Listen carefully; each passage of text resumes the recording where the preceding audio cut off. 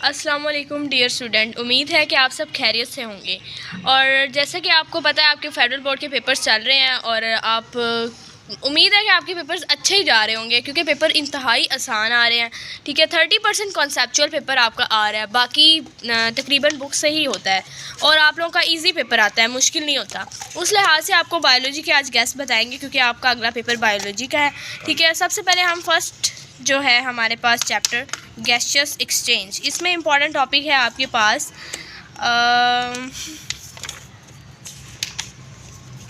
जी हमारे पास ना यहाँ पे आपको ये डिसऑर्डर्स में से एक पूछी जाएगी, कोई भी यहाँ से आपको एक एमसीक्यूज आएगा, कोई भी एक एमसीक्यूज आ जाएगा इसमें से आप।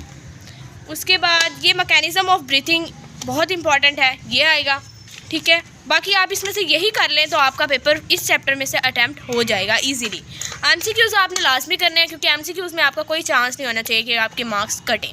बाकी ये है, इसमें से पहले चार में से कोई डिफरेंस आ सकता है। Aerobic and anaerobic very important, respiration, photosynthesis, respiration, breathing, inhalation, exhalation and इनमें से आपको एक या दो डिफरेंस आ जाएंगे, एक आएगा। ठीक है, बाकी फ़िगर भी आ सकती है, ये फ़िगर्स आपको दे दी जाएगी और फिर आपसे इसमें ये क्वेश्चंस पूछ लिए जाएंगे, ये भी आ सकती है, बहुत इंपॉर्टेंट है, ये भी आ सकती है, आपने इनको देख लेना एक दफ़ा। ठीक है, अब हम चलते हैं यूनिट नंबर 2 यानी कि 11 होम्योस्टेसिस। इसमें हमारे पास सबसे पहले तो इम्पॉर्टेंट टॉपिक जो आता है वो आता है ये किडनी का। ठीक है, स्ट्रक्चर ऑफ किडनी। बाकी यहाँ पे लीवर और लंग्स के बारे में, किडनी के बारे में पूछ सकता है, write the function of kidney, write the function of liver.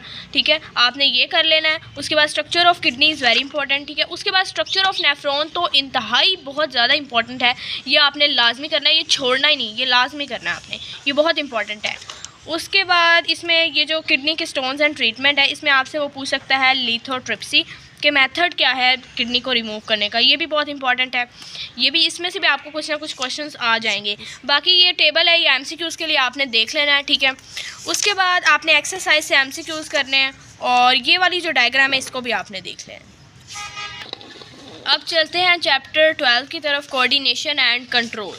इस चैप्टर में आपके पास पहले तो इम्पॉर्टेंट चीज़ जो आ रही है वो ये है कि आपने ये ह्यूमन नर्वस सिस्टम जो है, यहाँ से इसके स्ट्रक्चर और फंक्शन ऑफ न्यूरॉन, इनमें से सेंसरी न्यूरॉन, मोटर न्यूरॉन, इसमें से आपसे पूछ सकता है define neuron and right its types, या फिर आप यहाँ से ये जो टेबल्स है इससे भी आपसे क्वेश्चन पूछे जा सकते हैं। तो आपने इन चीज़ों को ध्यान में रखना है, इनको इग्नोर नहीं करना, निगलेक्ट नहीं करना।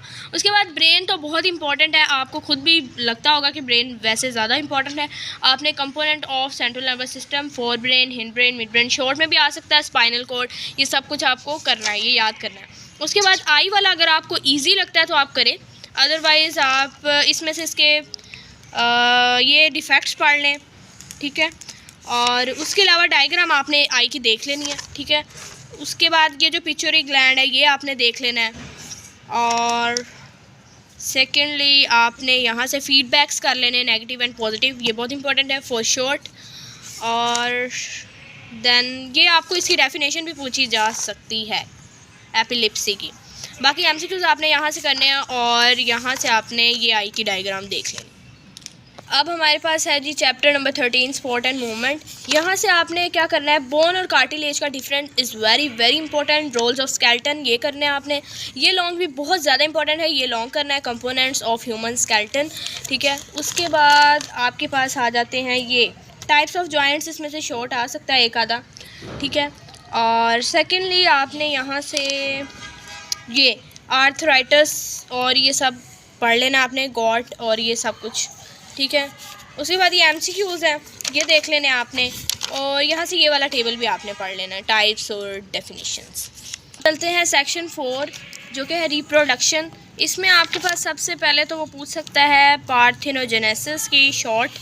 ठीक है, सेकेंडली आपसे वो यहाँ से पूछ सकता है advantages and disadvantages of vegetative propagation, और उसके बाद यहाँ से आप ये पॉलिनेशन की डेफिनेशन। ठीक है, और यहाँ से आपको ये टेबल भी है, ये देख लीजिएगा आप।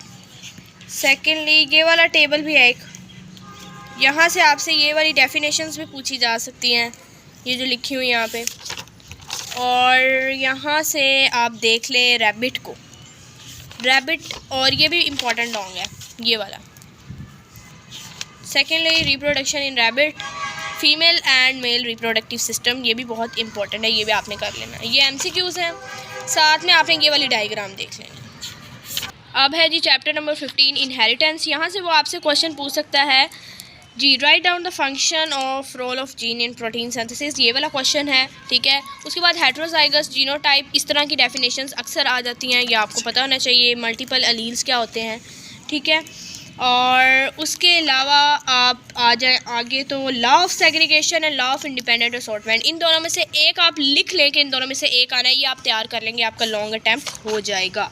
उसके बाद यहाँ पे आपने देख लेना है डोमिनेंस भी हैं, को एंड इनकम्प्लीट।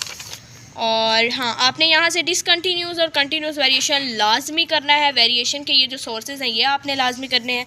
देन एवोल्यूशन की डेफिनेशन भी आ सकती है आपको, और यहाँ पे आपने ये दोनों ये नेचुरल सिलेक्शन और आर्टिफिशियल सिलेक्शन का डिफरेंस कर लेना है, ये भी बहुत इंपॉर्टेंट है। MCQs और एक्सरसाइज आपने लास्ट में देखनी है जी। सेक्शन 5 16 चैप्टर है, और इसमें आपके पास प्रोड्यूसर कंज्यूमर डिकम्पोजर की डेफिनेशन आपने लाजमी कर लेनी है। एबायोटिक कंपोनेंट्स और बायोटिक कंपोनेंट्स क्या होते हैं ये आपको पता होना चाहिए।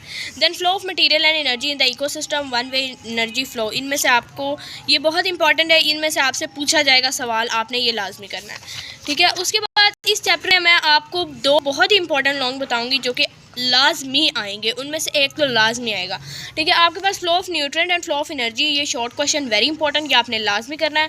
उसके बाद यहाँ पर है जी हमारे पास फूड वेब और फूड चेन में डिफरेंस आ सकता है। उसके बाद आपके पास कार्बन साइकिल जो है वो बहुत इंपॉर्टेंट है, आपने लाजमी करना है। उसके बाद नाइट्रोजन